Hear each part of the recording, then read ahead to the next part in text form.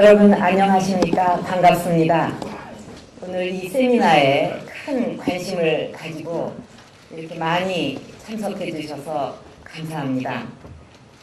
먼저 박기태 국회의장님, 그리고 홍준표 대표님, 그리고 동료 의원 여러분, 그리고 오늘 발제와 토론을 맡아주신 전문가 여러분과 현장의 소리를 전달해 주시기 위해서 어려운 걸음을 해주신 국민 패널 여러분께 깊이 감사드립니다. 오늘 이 세미나는 고용복지와 관련해서 우리나라의 사회안전망이 과연 제대로 작동하고 있는지, 부족한 부분은 무엇이고 어떻게 바꾸어야 하는지에 대해 논의하고 해법을 찾는 자리입니다. 지금 우리는 대단히 중요한 시기에 처해 있습니다. 세계화와 양극화, 고령화 등 경제, 사회 환경이 급격히 변하고 있고 산업 구조가 바뀌고 노동 시장이 바뀌었습니다. 비정규직은 600만 명을 넘어섰고 청년 실업 문제도 심각합니다. 영세 자영업자들은 불황으로 하루하루가 어렵습니다. 국민들이 겪는 어려움과 위험은 이렇게 점점 커지고 있는데 이들을 지켜줄 수 있는 시스템은 제대로 갖춰 있지를 않습니다. 제가 현장에서 국민들이 겪고 있는 아픔과 사연들을 들어보면 지금의 시스템으로는 문제가 많다는 결론을 내릴 수밖에 없었습니다. 이제 변해야 합니다. 변화된 시대 상황에 맞게 성장과 복지가 선순환할 수 있는 시스템을 만들어야 합니다. 저는 그 핵심 연결고리가 바로 고용복지이고 지금 그 틀을 잘 짜는 것이 이 시대에 우리가 해야 될 중요한 사명이라고 생각합니다. 그동안 정부에서 예산도 늘리고 다양한 정책을 도입했지만 국민의 체감도는 낮고 효과도 크지 않습니다. 가장 큰 문제는 정작 지원이 필요한 분들이 정책 대상에서 제외되는 광범위한 사각지대가 존재한다는 것입니다. 예를 들어 우리나라의 1차적인 사회 안전망이 고용보험인데 정작 도움을 필요로 하는 영세 사업장의 근로자나 비정규직들, 영세 자영업자 같이 진짜 어려운 취약계층은 도움을 받지 못하고 있습니다. 그리고 복지가 지속 가능하려면 고용과의 연계가 반드시 필요한데 우리 복지 시스템은 고용과의 연계가 부족합니다. 기초생활보장급여가 통합급여로 되어 있어서 탈수급 지원이 안 되고 근로장려 세제와도 연계가 약해서 자립, 자활을 유인할 그 유인도 부족합니다.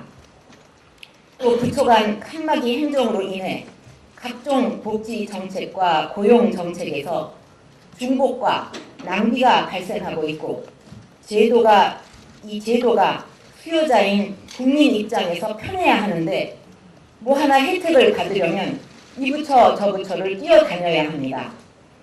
국가가 이런 부분에 더 관심을 가진다면 국민들에게 좀 더 실질적인 도움을 줄 수 있을 텐데 정말 안타깝고 가슴 아픕니다. 이제 보다 근본적인 개혁이 필요합니다.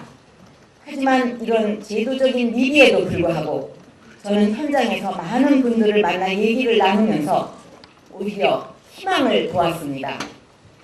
제가 만나본 분들 대부분은 탈수급과 자립에 대한 의지가 있었고 배워보고 싶다, 일하고 싶다는 의지를 갖고 있었습니다. 우리 국민들은 준비가 되어 있습니다. 다만 국가의 시스템이 뒷받침을 못해서 일자리를 구하면 자신이 받던 모든 급여 혜택이 없어진다는 두려움 때문에 노동시장에 못 나오는 것뿐입니다.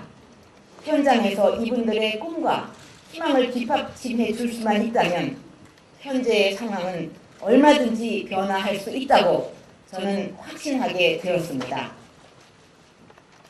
저는 앞으로 우리가 나아갈 길은 인적 자본에 대한 투자, 사람에 대한 투자라고 생각합니다. 고용과 복지야말로 사람에 대한 투자입니다. 이제는 거시 지표보다 한 사람 한 사람의 행복이 더 중요하고 국민 개개인이 꿈을 이루고 각자 타고난 소질과 잠재력을 최대한 발휘할 수 있도록 뒷받침을 해 주어야 국가 경쟁력도 더 높아질 수가 있습니다. 그런 점에서 저는 앞으로 고용률을 우리 경제 정책의 중심 지표로 삼아야 한다고 생각합니다. 선진국들은 실업률이 높아도 우리보다 고용률이 높습니다. 이것은 더 많은 국민들이 이를 통해 자아실현을 한다는 의미이고 또한 이 과정에서 국가 발전에 참여한다는 것입니다. 그만큼 경제가 건전하고 튼튼하다는 것을 의미합니다. 고용률을 높이기 위해서는 한편으로는 일자리를 많이 만들고 다른 한편으로는 고용복지에 대한 제도적 뒷받침이 핵심이라고 생각합니다. 제대로 된 고용복지 시스템을 만들기 위해서는 분명한 원칙을 세워야 합니다. 저는 5가지 원칙이 필요하다고 봅니다. 첫째, 근로 능력이 없는 국민들의 생활은 정부가 책임을 져야 합니다.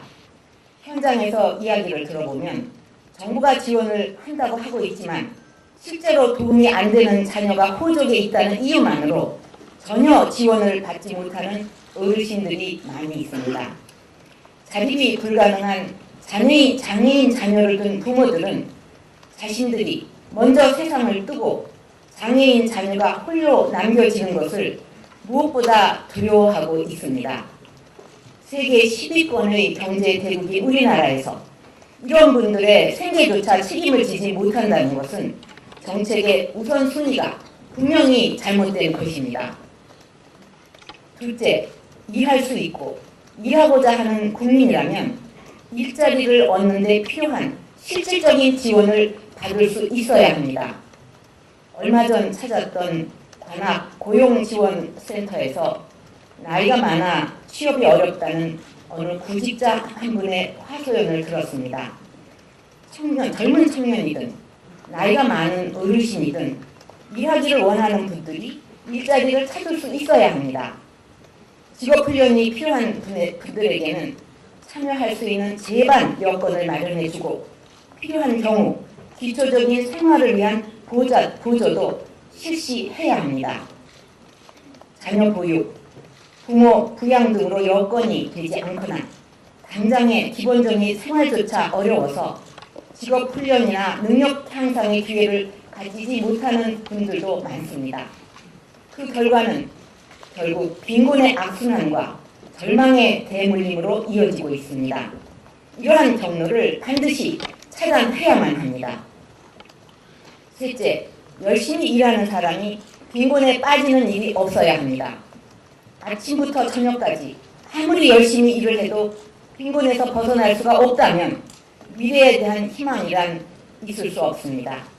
희망이 없는 개인들이 많은 사회에서 사회의 희망을 기대하기는 불가능합니다. 일하는 사람들에게는 최소한의 생활 보장을 해 주어야 합니다. 넷째, 복지 정책과 고용 정책의 연계를 강화해야 합니다. 일자리를 통해 소득을 창출하고 일자리를 통해 열정을 가지고 자신의 꿈을 실현해 나갈 때 개인과 가정이 행복해질 수가 있습니다. 또한 이런 개개인들이 많아질 때 우리 사회의 지속 발전 가능성도 높아질 수가 있습니다. 어렵게 저임금 일자리라도 구했더니 당장 정부의 복지 지원이 끊겨버리는 현재의 상황이라면 일자리를 찾기보다 복지 지원에 안주하게 되고 일에서 희망을 찾는 것이 불가능해질 수밖에 없습니다. 근로 능력이 있는 빈곤 계층을 자활로 이끄는 일은 탈빈곤 대책의 기본 원칙으로 삼아야 합니다. 다섯째, 모든 고용 및 복지 제도는 공급자 편의형이 아니라 수요자 맞춤형으로 전환되어야 합니다. 고용노동부, 보건복지부, 지방자치단체로 나뉘어 있는 복잡다기한 공급자 중심의 전달 체계를 수요자 중심으로 단일화하는 원칙을 세워야 합니다. 그래야만 도움이 필요한 분들에게 실질적인 도움을 드릴 수가 있습니다. 저는 이런 5가지 원칙을 잘 적용하면 기초생활보장제도, 근로장려세제, 공적 고용서비스, 고용보험, 직업훈련 등 현재의 고용정책과 복지정책 시행에 있어서 충분하고도 근본적인 개선이 가능하다고 생각합니다.